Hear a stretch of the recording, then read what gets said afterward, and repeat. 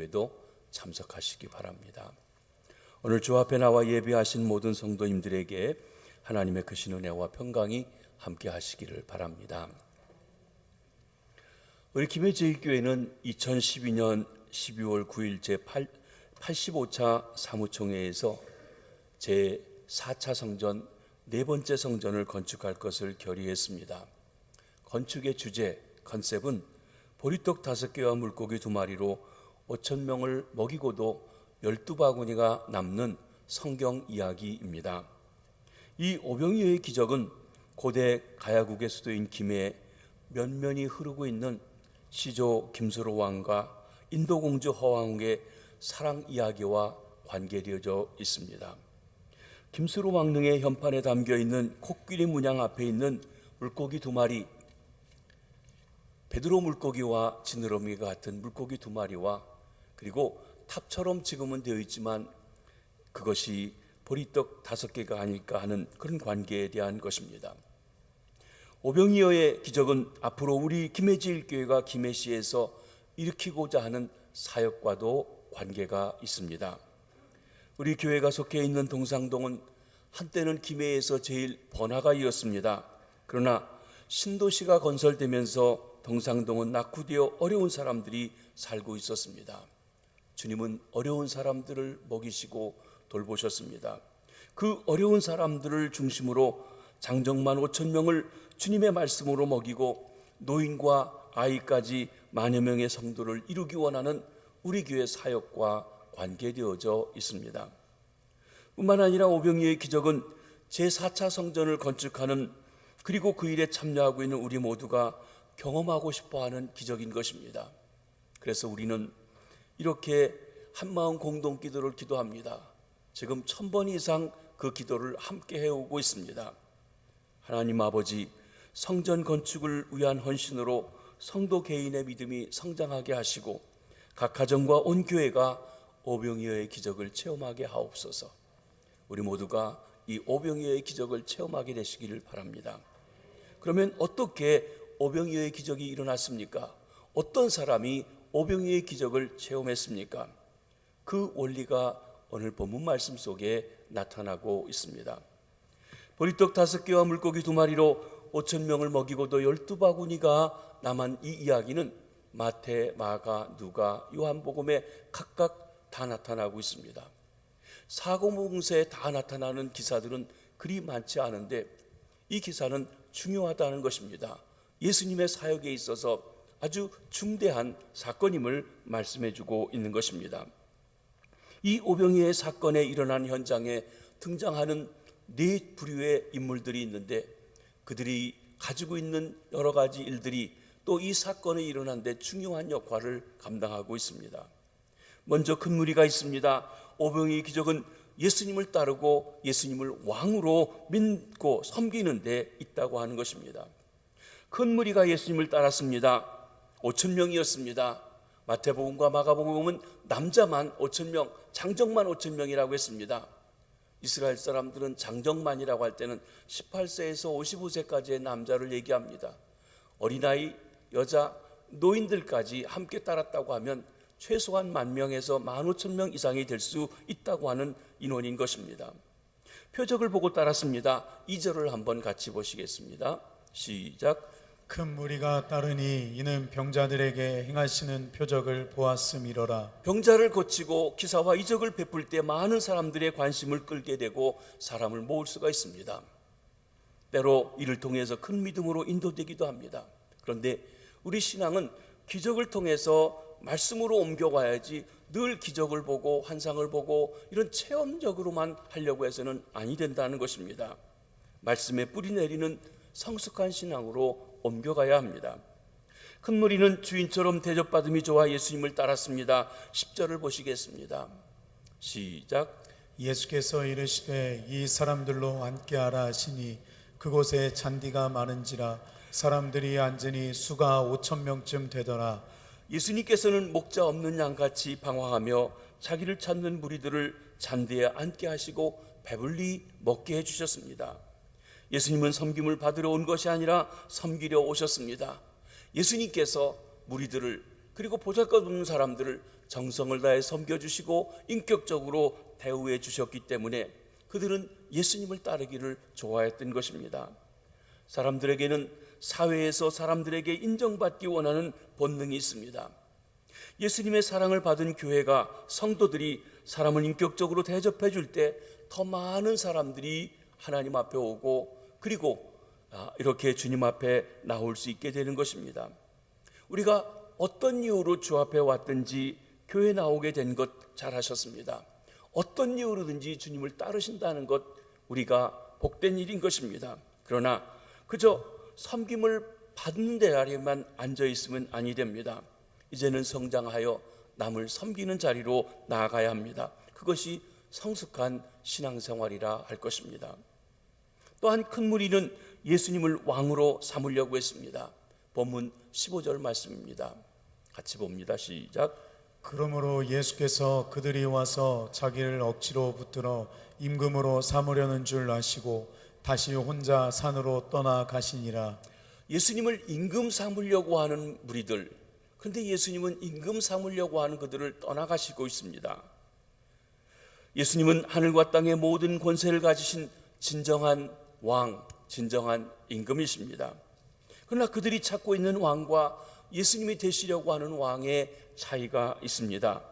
그들은 육신의 문제 또는 빵의 문제를 해결해 줄 자로서의 왕을 생각하고 있습니다. 물론 예수님께서도 그들의 육신의 문제나 빵의 문제를 외면하시는 분은 결코 아닙니다. 그러나 예수님의 더 큰 관심은 영적인 것에서부터 시작합니다. 죄의 문제였습니다. 하나님과의 문제입니다. 사람이 떡으로만 사는 것이 아니라 하나님의 입에서 나오는 모든 말씀으로 사는 것이라고 말씀하고 있습니다. 예수님은 그들의 영혼을 구원하고 나아가 그들의 온 삶의 참되신 왕이 되시려고 하는 것입니다. 오늘날에도 예수 믿고 교회 나오는데 목적이 다른 사람이 있습니다. 그 목적이 예수님을 믿고 예수님을 따르는 데 있는 것이 아니라 예수님을 통해서 내가 부자가 되고 예수님을 통해 내가 출세하고 예수님을 이용해서 내 사업이 잘 되고 하려는 데 하는 것입니다. 어떤 목적으로 교회로 오셨든 잘 오셨습니다. 그러나 예수님이 내 사업이 잘 되는 수단이 되면 그것이 문제입니다. 내 출세를 위한 방편으로 예수님을 이용한다면 그것이 문제입니다. 나 때문에 예수님이 계신 것이 아니라 예수님 때문에 내가 존재했고 예수님 중심으로 그분을 왕으로 해서 내 삶이 나아가는 방향으로 바뀌어져야 하는 것입니다. 오병이어의 기적은 예수님을 따르는 사람들에게 있었습니다. 특별히 예수님을 왕으로 모시고 섬기는 사람들에게 일어나는 기적인 것입니다. 예수님을 왕으로 주인으로 믿고 섬기고 따라 우리 삶에도 오병이어의 기적을 체험하시게 되길 바랍니다. 두 번째로 예수님을 따르는 부류의 사람들이 있는데 예수님의 제자들이었습니다. 예수님을 가까이 따르며 그분의 교훈을 따르는 사람들입니다.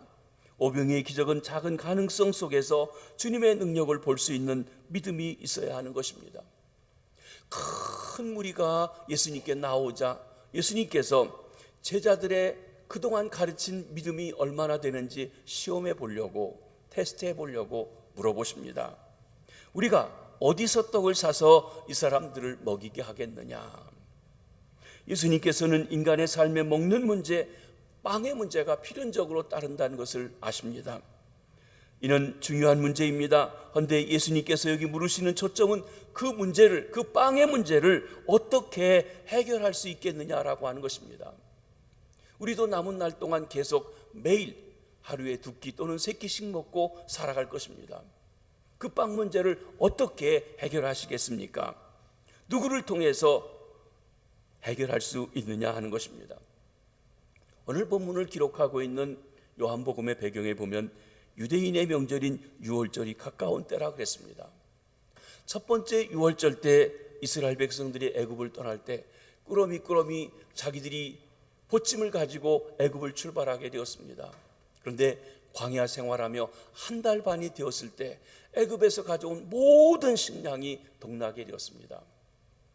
우리가 때로는 준비하고 계획하고 일하지만 우리의 스스로가 공급해서 먹을 수 있는 것이 한정되어져 있음을 보여주는 것입니다.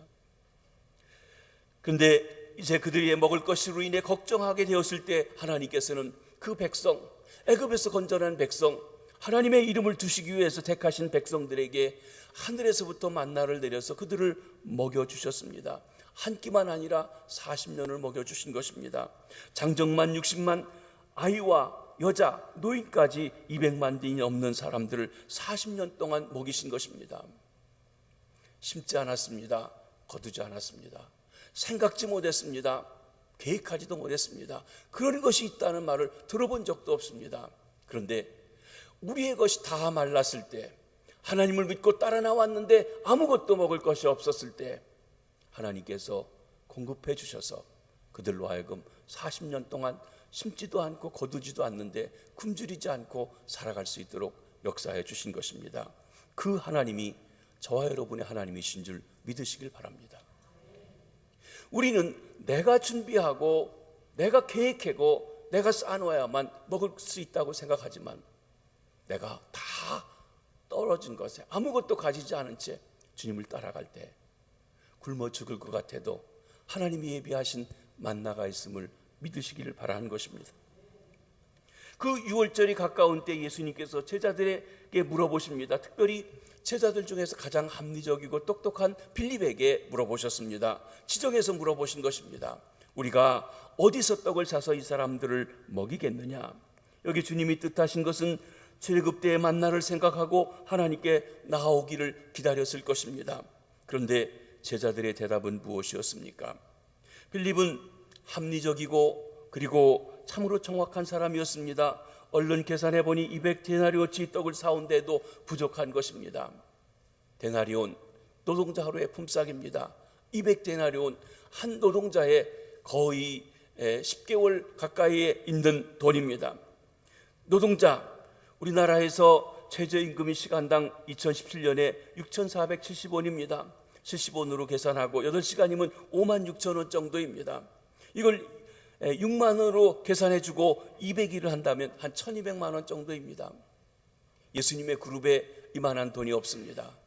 그런데 설령 돈이 있다 하더라도 여러분, 그 돈으로 이 돈만큼의 떡을 사올 그 물량이 없는 것입니다. 왜냐하면 가난했기 때문에, 먹을 것이 없는 시절이기 때문에 그렇습니다. 정확한 계산, 합리적인 생각, 이것은 꼭 필요합니다. 그런데 여기 약점이 있습니다. 그것은 상황 판단은 정확히 할 수 있으나 해답을 얻을 수는 없다는 것입니다. 인간의 차원에서 합리적으로 생각할 수 있습니다. 그러나 우리 신앙인은 내 생각에서 뛰어넘어 역사하시는 우리의 가장 최고의 생각이 하나님의 가장 보잘것없는 생각보다 못하다는 것을 알고 하나님을 의지한 하나님의 차원에서 생각할 수 있는 일이 있어야 하는 것입니다. 우리가 어디서 떡을 사서 이 사람들을 먹게 하겠느냐는 예수님의 질문에 대한 제자 빌립, 그의 대답은, 선생님, 제가 계산해 보니 우리 사정으로는 도저히 불가능합니다. 못합니다. 돌려보내십시다. 그렇게 이야기하는 것입니다. 그것은 정확한 대답입니다. 합리적인 대답입니다. 그러나 신앙적인 대답은 아닙니다. 6월절이 가까운 때 하나님의 능력으로 40년 동안이나 먹이고 입히셨던 하나님의 역사를 기념하기 위해서 올라가는 그 절기 때 신앙인이라고 하는 사람들이 가지고 있는 태도는 아니었다는 것입니다. 우리는 우리의 눈을 우리 현실에서만 볼 게 아니라 눈을 들어 하나님을 바라보고 하나님의 관점에서 그 문제를 볼 수 있는 눈이 필요한 것입니다. 예수님께서 빌립과 이야기하고 있는 동안 빌립과 같은 동네 베세다 사람인 안드레가 베드로의 동생이 한 작은 소년을 데리고 왔습니다. 그리고 예수님께 묻습니다. 9절 말씀을 한번 보시겠습니다. 시작. 여기 한 아이가 있어 보리떡 5개와 물고기 2마리를 가지고 있나이다. 그러나 이것이 이 많은 사람에게 얼마나 되겠사옵나이까? 어떻게 보면 이 안드레는 참 답답한 사람입니다. 아니, 장정만 5,000명이 모였는데 보리떡 5개, 물고기 2마리, 그 누구 쿠에 보치라고 그걸 지금 내놓고 있는 것입니까?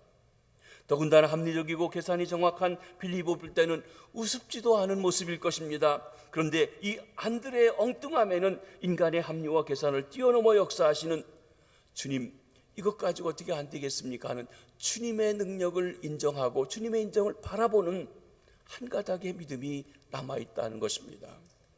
예수님께서 제자들에게 우리가 어디서 떡을 사서 이 사람들을 먹게 하겠느냐고 하는 주님의 시험에 제자들의 대답은 모두가 우리는 할 수 없습니다, 우리는 못합니다 였습니다. 빌립은 전체를 보면서 많은 수요에 비해 공급 능력이 그들에게 없음을 알았습니다. 안드레는 전체가 얼마나 필요한지는 모르지만 그가 가지고 있는 작은 가능성을 내어 놓았습니다.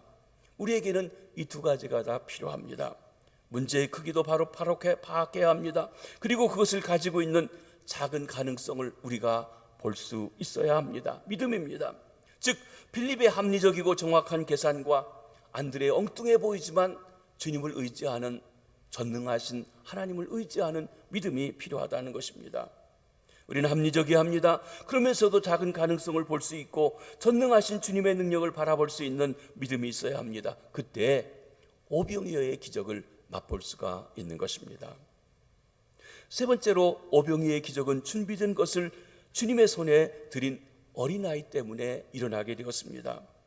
기적이 일어나기 위해서는, 풍성한 잔치가 있기 위해서는 자신이 준비한 도시락을 주님의 손에 올려드린 어린아이의 희생이 있었습니다. 어린아이는 보잘것없지만 점심을 준비한 사람이었습니다. 주님 앞에 내놓은 사람이었습니다. 이 당시에 이 5천 명 중에 도시락을 준비한 사람이 어린아이 하나뿐이었을까? 아마 다른 사람들도 있었는데 내놓지 못했는데 이 어린아이는 용기를 내서 이거 보잘것없지만 이거라도 보탬이 됐으면 하는 마음이 아니었는지 모릅니다. 보리떡, 당시 가난한 사람들이 먹는 보잘것 음식입니다. 물고기 큰 물고기가 아닙니다. 물고기란 헬라어 단어가 우리가 일부 아는, 여기도 써있는 익수스라고 하는 말은 큰 물고기를 가리킵니다. 근데 이 본문에는 옵살리온이라는 단어가 쓰여져 있는데 이것은 작은 물고기를 가리켜 말씀드립니다. 보잘것없어도 준비되어 있었기에 주님 앞에 쓰임 받았습니다. 아무리 귀한 걸 가졌어, 10,000금을 가졌더라도 주님 앞에 드려지지 않는다면 주께서 쓰실 수가 없습니다. 오병이어에 쓰일 수가 없습니다. 그러나 보잘것없어도 준비해서 주 앞에 드렸기 때문에 주님께서 쓰실 수가 있는 것입니다. 보리떡 5개, 물고기 2마리가 우리에겐 비록 보잘것없는 것이라 하더라도 어린아이가 드린다는 것은 쉽지 않습니다. 어린아이, 애들은 자기중심적입니다. 그리고 한번 소유하면 잘 내놓으려고 하지 않습니다. 희생이나 헌신이 많지 않다는 것입니다. 드림에는 희생이 있습니다. 희생이 없이 기적이 없습니다. 예수님의 희생 때문에 우리는 영원한 생명, 하나님의 생명을 얻게 되었습니다. 군인들의 희생 때문에 국가는 자유와 평화를 얻습니다. 어머니의 희생 때문에 우리 자녀들이 풍성한 삶을 누리고 살아갈 수가 있는 것입니다. 우리는 주님이 내게 무엇을 주실까 관심하고 기대하고 기도하는 것도 필요합니다. 그러나 이제 성숙해 가면 주님, 내가 주님께 무엇을 드려야 할 것입니까? 라고 질문해 볼 수 있는 성숙한 믿음이 필요한 것입니다. 주님께서 물어보십니다. 내 너를 위해서 십자가에서 몸버려 피 흘려 주었는데 너는 나를 위해서 무엇을 주겠느냐?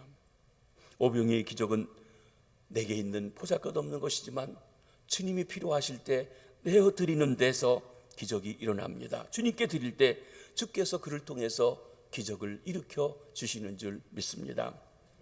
마지막으로 오병이의 기적은 주님께서 사용하실 때 일어났습니다. 예수 그리스도가 그 자리에 계십니다. 인간의 준비가 아무리 잘 되어 있다 하더라도 전능하신 우리 주님 예수 그리스도께서 계시지 않는다면 기적은 없습니다. 풍성한 삶은 없는 것입니다. 주님은 큰 무리를 불쌍히 여기셨습니다. 오늘 본문에는 없지만 같은 오병이의 기적을 기록하고 있는 마가복음 6장 34절에 한번 보시겠습니다. 시작. 예수께서 나오사 큰 무리를 보시고 그 목자 없는 양 같음으로 인하여 불쌍히 여기사 이에 여러 가지로 가르치시더라. 주님께서 불쌍히 여기실 때 은혜를 입습니다. 성경에 보면 주께서 병자를 고치고 먹을 것을 주시고 또 기적을 일으켜 주실 때 언제든지 나오는 말씀이 주께서 그들을 불쌍히 여기셨다, 긍휼히 여기셨다는 말씀인 것입니다. 그렇습니다. 내가 가진 것을 자랑하고 뽐내고 의시된다고 해서 주님의 역사를 체험할 수가 없습니다. 오히려 보잘것없지만 주님이 불쌍히 여겨주실 때 오병이어의 기적도, 그리고 하나님의 어루만지심도 맛볼 수가 있는 것입니다. 예수님께서 그 어린아이가 드리는 보리떡 5개, 물고기 2마리를 받으셨습니다. 떡과 물고기가 예수님의 손에 온전히 들려진 다음에야 기적이 일어났습니다. 아이가 그것을 가지고 있는 동안에는 예수님께서 아무것도 하실 수가 없었습니다. 우리가 우리의 것이라고, 내 것이라고 움켜쥐고 있는 동안에는 주님이 그것을 통해서 아무 일도 하실 수가 없습니다. 그러나 그것이 비록 보잘것없어도 주의 손에 들려질 때, 주님이 그것을 받으셨을 때, 전능하신 하나님께서 내 것을 맡으셨을 때, 그때 우리에게 내가 생각지 못했고 꿈꾸지 못했고 예상치 못했던 오병이의 기적을 일어나게 하시는 것입니다. 나는 무엇을 주님의 손에 들려드렸는지요? 우리는 주님께 드리기보다는 내 손에 들켜지고 더 받기를 원하고 있지는 않은지요? 축복만 달라고 떼쓰고 있지는 않은지요? 내가 놓을 수 없는 그것을 주님께 드려서, 내가 자식을 위해서, 내 은퇴 후를 위해서 여러 가지 준비해 놓고 움켜쥐고 있던 것을 주님께 내어드릴 때 주님이 그것을 받으시고 그리고 귀하게 쓰시게 되는 것입니다. 주님이 쓰시고자 하실 때 드릴 수 있는 믿음이 있으셔서 오병이의 기적을 체험하시게 되길 바랍니다. 주님은 감사했습니다. 예수님께서는 그 어린아이가 드린 오병이어를 인하여 즉사하셨습니다. 여기 즉사하셨다, 유카리스테오라고 하는 단어는 감사한다는 뜻입니다. 감사가 기적을 낳습니다. 아니, 이까지 보리떡 가져왔냐고 야단치지 않으셨습니다. 오히려 보잘것없어도 감사함으로 받았습니다. 하나님 앞에 감사함으로 드렸습니다. 귀한 것 주어도 불평불만으로 받으면 아주 아무것도 아닙니다. 그러나 보잘것없는 것 주어도 감사함으로 받으면 은혜가 넘치는 것입니다. 감사는 부정적인 것보다 긍정적인 것을 보는 태도를 말합니다. 삶에는 언제나 양면성이 있습니다. 사람에게도 양면성이 있습니다. 어떤 사건에도 양면성이 있습니다. 어떤 사람은 그 사건에, 그 사람의, 그 일에 긍정적인 것을 보면서 긍정적으로 풀어가는 데 비해서 어떤 사람은 좋은 것이 있는데도 나쁜 것, 잘못된 것, 틀린 것만 가지고 강조하는 경우도 있습니다. 어떤 이는 감사의 조건, 칭찬의 조건을 찾아 기쁨에 이릅니다. 그러나 어떤 이는 원망, 불평 들어놓고 근심에 빠지곤 하는 것입니다. 그래서 성경은 말씀합니다. 항상 감사해라, 쉬지 말고 감사해라, 범사에 감사하라. 이는 그리스도 예수 안에서 너희를 향하신 하나님의 뜻이니라. 모든 일에 감사하는 면으로 긍정적으로 하나님의 관점에서 보라 하는 것입니다. 내 관점에서 보면 감사하지 못할지 모르지만 하나님의 관점에서 바라보면 새롭게 되는 것입니다. 우리 시선이 바뀌어야 되는 것입니다. 우리의 삶이 메마른 것, 불평, 불만, 원망에 차 있기 때문이 아닌지요? 감사가 없기 때문이 아닌지요? 감사할 때 더 많은 감사의 조건이 생겨나게 됩니다. 감사할 때 오병이어와 같은 놀라운 기적을 체험하게 되는 줄 믿습니다. 주님께서는 또한 받은 것을 앉은 자에게 나누어지게 하셨습니다. 예수님의 제자들은 섬김받는 것을 좋아했습니다. 예수님이 왕이 되면 서로 높은 자리에 찾으려고 다투기도 했던 사람들이었습니다. 바로 그런 제자들에게 예수님은 사람들을 앉히고 떡을 나눠주게 했습니다. 여러분, 일반적으로 누가 앉아있고 누가 나눠준다고 하면 누가 앉아있습니까? 주인이 앉아있습니까? 누가 나눠줍니까? 종이 나눠줬습니다. 예수님은 무리들을 주인 노릇하게 하셨고 그리고 제자들로 하여금 섬기는 종이 되도록 하신 것입니다. 봉사하게 하셨습니다. 섬기게 하셨습니다. 우리가 주인 행세를 하며 어른 행세를 하며 섬김받고 남을 부리려고 하면 짜증이 납니다. 양이 안 차기 때문에 그렇습니다. 때로는 내가 돈 주고 사람을 써도 내 마음에 흡족하도록 그렇게 일을 잘해주는 사람을 찾는 것이 쉽지 아니합니다. 그런데 내가 남을 섬길 때에는 내가 온 마음을 다해서 정성을 다해 일하길 때에는 기쁨이 있다는 것입니다. 사랑하는 성도 여러분, 여러분의 신앙생활은 행복하신지요? 여러분의 교회 생활은 어떠하십니까? 행복하십니까? 아니면 짜증스러우십니까? 혹 짜증스러우시다면 그것이 섬김받고 누구를 부리려고 하는데 내 양에 앉혀서 그러지 않은지 돌아보시길 바랍니다. 그리고 섬김을 받으려는 자리에서 섬기는 자리로, 봉사하는 자리로 한번 여러분이 찾아 나서시길 바랍니다. 그때 섬김을 통해 풍성한 삶을, 오병이의 기적을 누리게 될 줄 믿습니다. 주님은 낭비하지 않으셨습니다. 주신 축복을 소중하게 여기신 것입니다. 예수님의 잔치가 풍성함을 두고 있는데 그것을 두 곳에서 찾아볼 수가 있습니다. 먼저는 11절 하반절에 보면 그렇게 그들이 원하는 대로 주었지니라 그랬습니다. 저희가 먹고 싶은 만큼 배불러서 더 이상 먹을 수 없을 만큼 주셨다는 거예요. 일정한 양만 주고 참으라고 한 게 아닙니다. 얼마든지 원하는 대로 다 주셨다고 그랬어요. 두 번째로는 남은 조각이 12바구니에 찼다고 13절에 말합니다. 남은 조각이 있었다는 것, 풍성한 공급이 있었다는 것을 말해 줍니다. 그런데 주님은 그 남은 조각을 버리지 말고 거두어 드리라고 하십니다. 주님이 주신 축복을 소중하게 여기라는 것입니다. 낭비하지 말라는 것입니다. 사람들이 풍성해지면 흥청망청 씁니다. 낭비하려고 합니다. 풍성한 것은 좋지만 낭비해서는 아니 됩니다. 제가 우리 한국교회 와서 보는 것은 먹는 거나 무슨 행사하는 게 너무 풍성해요. 그래서 남아요. 낭비해요. 이건 우리가 손이 작아서 다 대접 못하고 하는 건 아니 된다고 생각합니다. 풍성해야 됩니다. 그러나 낭비하는 것은 잘못입니다. 우리가 전기불도 필요할 때는 다 켜고 환히 켜고 에어컨도 켜고 써야 합니다. 그런데 사람이 다 갔는데도 불을 켜놓을 필요는 없습니다. 안 쓰는데도 불을 켜야 할 필요는 없습니다. 여러분 절전을 하셔야 됩니다. 여러분의 집의 것만 아니라 하나님의 교회 것도 내가 돈 안 나더라도 우리 헌금이 내는 것이기 때문에 절제해야 됩니다. 먹는 것도 절제해야 됩니다. 낭비하지 않도록 해야 된다는 것입니다. 그렇습니다. 우리는 풍성해야 되지만 낭비해서는 아니 됩니다.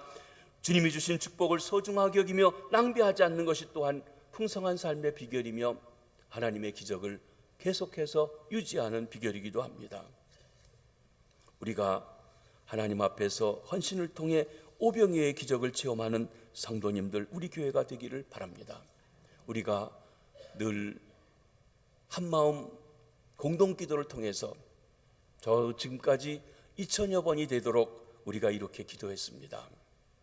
하나님 아버지, 성전 건축을 위한 헌신으로 성도 개인의 믿음이 성장하게 하시고 각 가정과 온 교회가 오병이어의 기적을 체험하게 하옵소서. 여러분, 어떤 기도를 1000번, 2000번 기도해 보셨습니까? 우리가 이것을 그냥 누가 적어줬으니까 의미 없이 읽었는지 모릅니다. 그러나 이 기도처럼, 우리의 소원처럼 오병이어의 기적을 체험하는 저와 여러분, 그리고 우리 김해제일교회 되길 주의 이름으로 축원합니다. 기도하겠습니다. 하나님 아버지, 우리가 4차 성전을 건축하면서 하나님, 저희들이 지금까지 주님을 섬겨왔습니다. 그런데 여러 가지 부족한 것이 있어 두 번째 성전 건축 헌금을 작정하는 일을 하려고 합니다. 우리가 우리 현실을 바라보는 데서 내 눈을 들어 주님을 보며 주의 일을 볼 수 있게 하시고 주의 역사를 바라보는 은혜가 있도록 축복해 주시옵소서. 그리하여 하나님의 놀라운 역사를 이루어가는 아름답고 귀한 주의 백성들 다 되게 해주시고 오병이어의 기적을 체험하는 성도님들, 가정들, 그리고 나아가 우리 김해제일교회 되게 해 주옵소서. 예수님 이름으로 기도하옵나이다. 아멘.